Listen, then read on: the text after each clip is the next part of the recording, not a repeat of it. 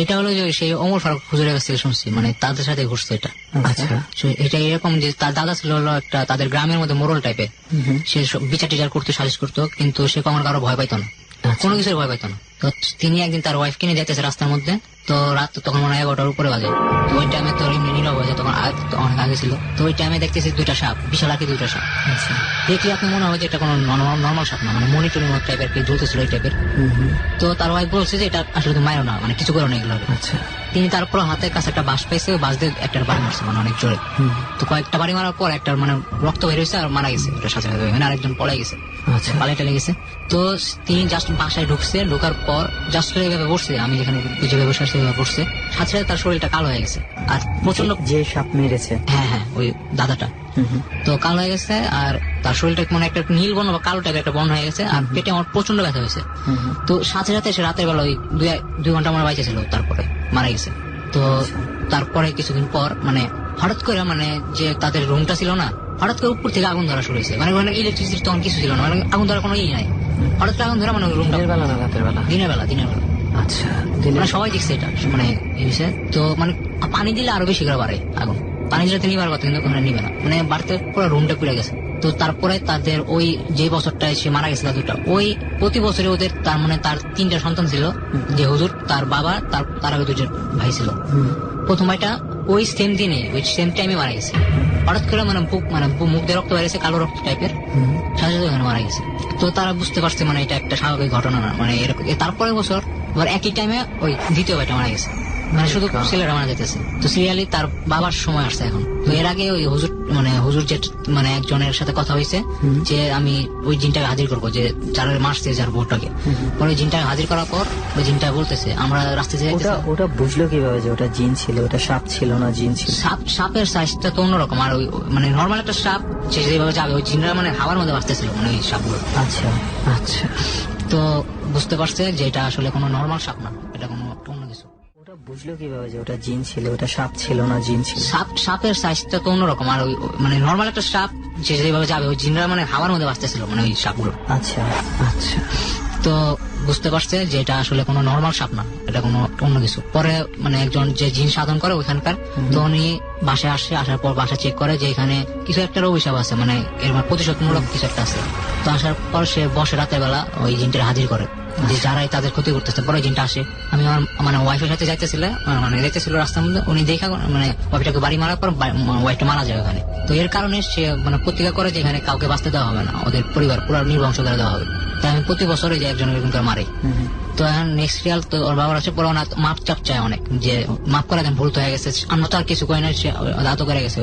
পরে উনি তাও নাসর বন্ধ আছে, না মাফ করা হইব না, কারণ আমি আমার ওয়াইফ হারাইছি। পরে তারপরে মানে অনেক বলা টলা করে সে মানে ওয়াদা করে গেছে যে কোনো কিছু করবে না, ক্ষতি করবে না। কিন্তু জিনদের একটা স্বভাব হলো ওরা সাথে করে অনেক মিথ্যা কথা বলে ওরা। তো এটা করার পর ওরা মানে স্বাভাবিক ভাবেই করতেছে, কোনো প্রোটেকশন দেয় নাই, কোনো বাড়িটা বন্ধ করা হয়নি, কিছু করে নাই।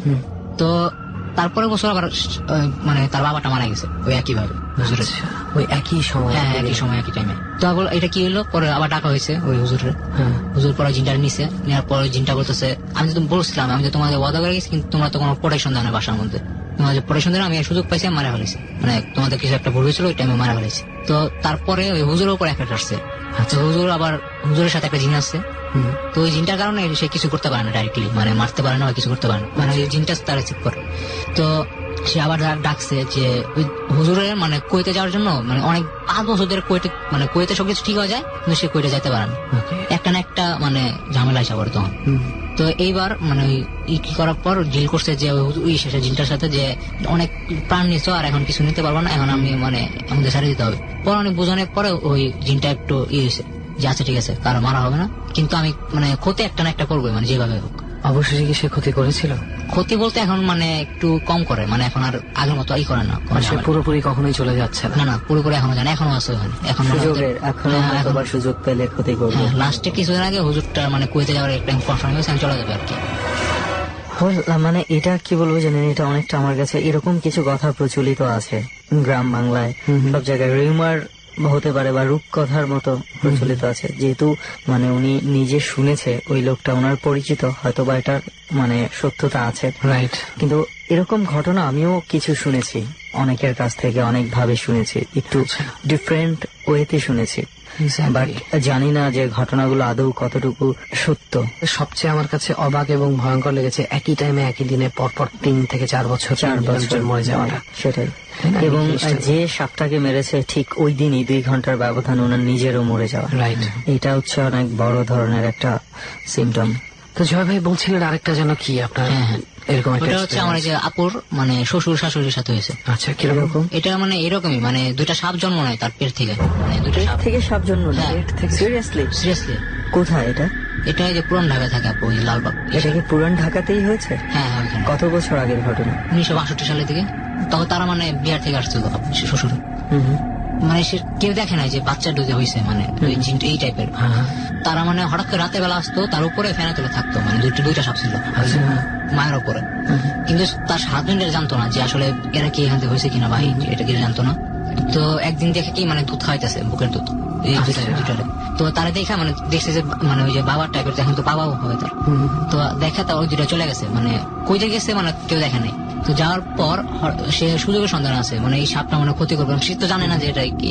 পরে মানে একদিন উঠানোর মধ্যে দেখে কি রাতের বেলা যে 2টা সাপ আছে, মানে ফোনা তুলে আছে। সে ভয় পাইছে, স্বাভাবিকভাবে ভয় পা মানে একটাকে মানে একটা বাড়ি দিছে জাস্ট। আচ্ছা। এটা তুমি কি করলা, মানে ওয়াইফটা বলে এটা তুমি কি করলা, মানে মুখ দিয়ে রক্ত মানে বের হয়ে শেষ, সাজাদি স্পটেড। ওই সাপটা মারা গেছে, উনি মারা গেছে, আর একটা সাপ পালা চলে গেছে। মানে ওই সাপটাকে মারার পরে ওনার ওয়াইফ? হ্যাঁ, সাজাতে মারা গেছে। ওয়াইফ মারা গেছে না? হ্যাঁ, wife। ওয়াইফ মারা গেছে? ওয়াইফ মারা গেছে। Shit. এখন পর্যন্ত এই সাপটা মাঝে মাঝে আসে, তারা অনেকে দেখে, তাদের যে বাচ্চা আছে যারা, মানে ভাই মানে এই ভাইটাই- ঢাকার বাসায় আসে? হ্যাঁ বাসায় আসে। এটা পুরান ঢাকার কোথায়? কোন ঢাকায় যে আজিমপুর আছে না, ওই বিডিআর 1 নম্বর, ওইদিকে? কনকটলি। Well, আজকের ডরে আমরা এমন একটা ঘটনা শুনলাম একটু আগে জয় ভাইয়ের কাছে। এই ধরনের ঘটনা, এই ধরনের মিথ, এই ধরনের কথা আমরা অনেক সময় অনেক জায়গায় দেখি।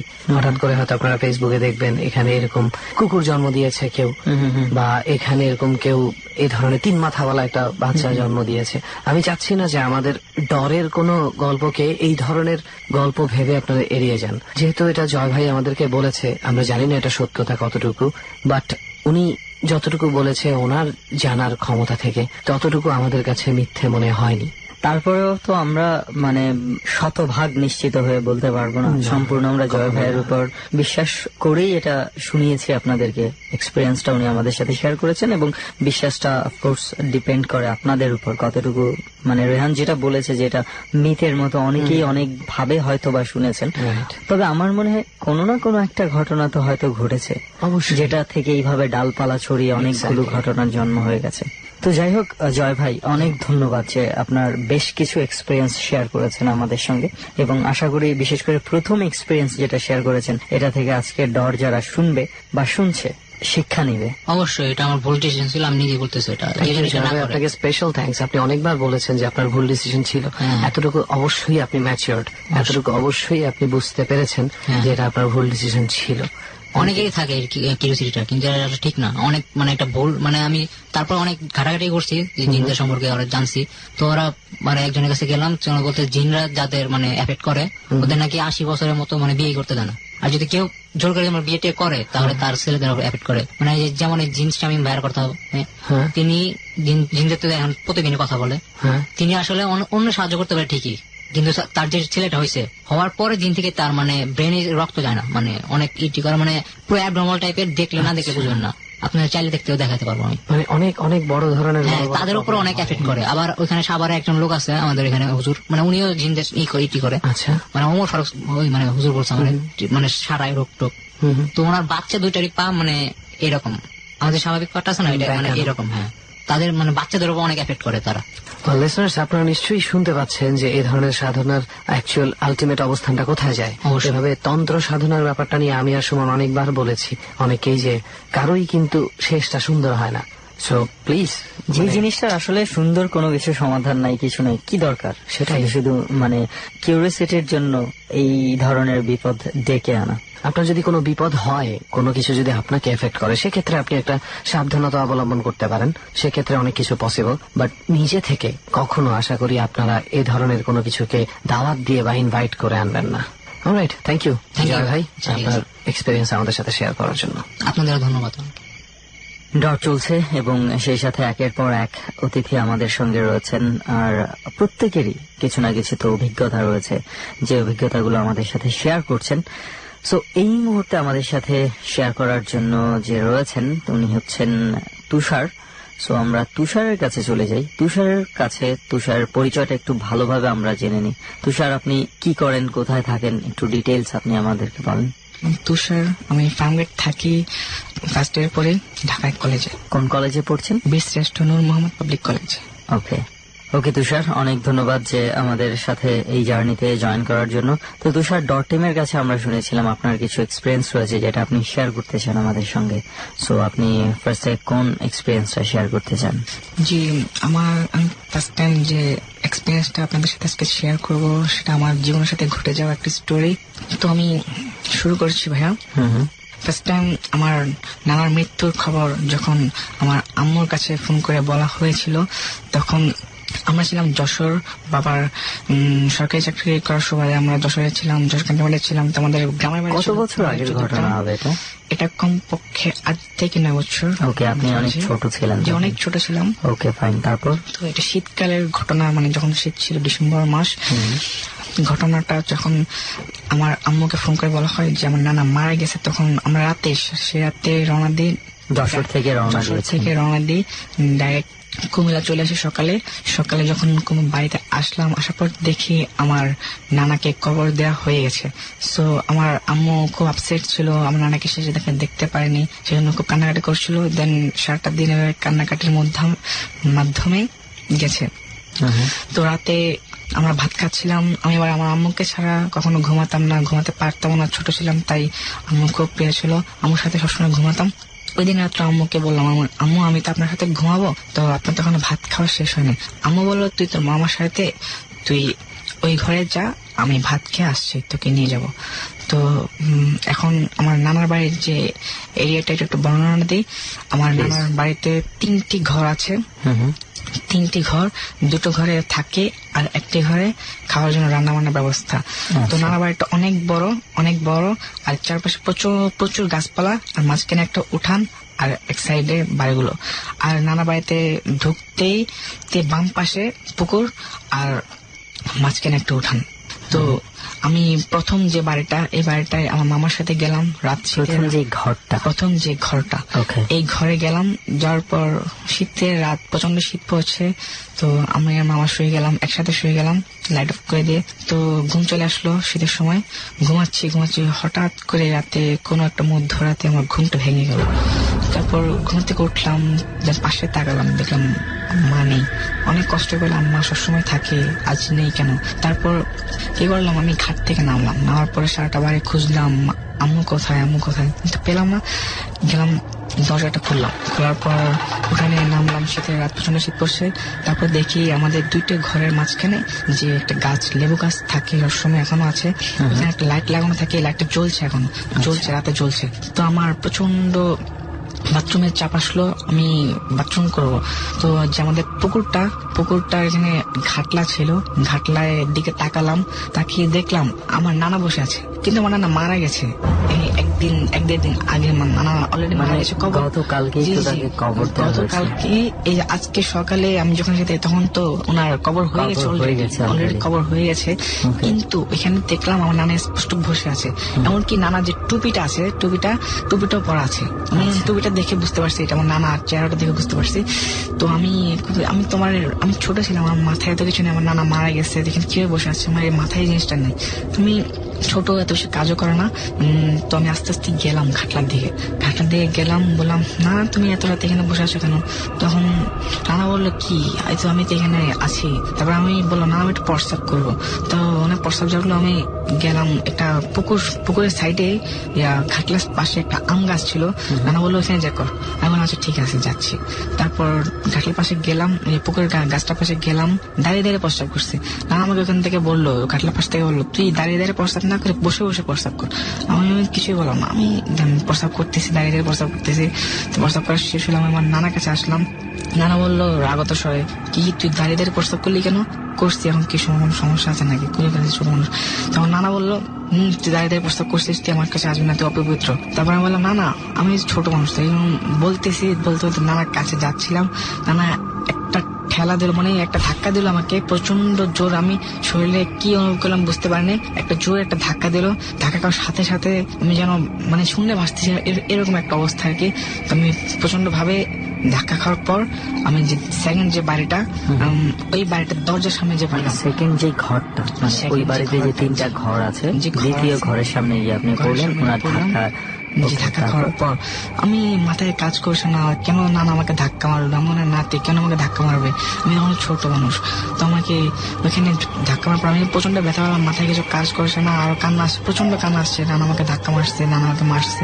তারপর আমি কান্না করতেছি কান্না করতে করতে আমি দরজার সামনে গেলাম, দরজার সামনে যে কান্না করতেছি, হঠাৎ করে পিছনের দিকে তাকালাম, নানাকে আমি দেখলাম, নানা এখানে ছিল।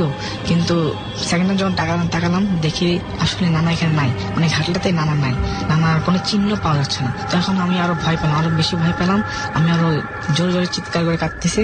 তো কান্না করতে করতে করতে করতে হঠাৎ কত সময় পের হয়ে গেল জানি না, হঠাৎ করে দেখি আমি প্রথম যে ঘরে ঘুমিয়েছিলাম সেই ঘরের পিছন থেকে কত লম্বা হবে আমি সেটা এখন জানি না, কিন্তু প্রচন্ড লম্বা, আমি দেখতে পাচ্ছি অনেক লম্বা, সাদা কাপড়ের পরার মতো সাদা কাপড় পরা আমার দিকে এগিয়ে আসছে, মানে আমার দিকে আসছে আর কি।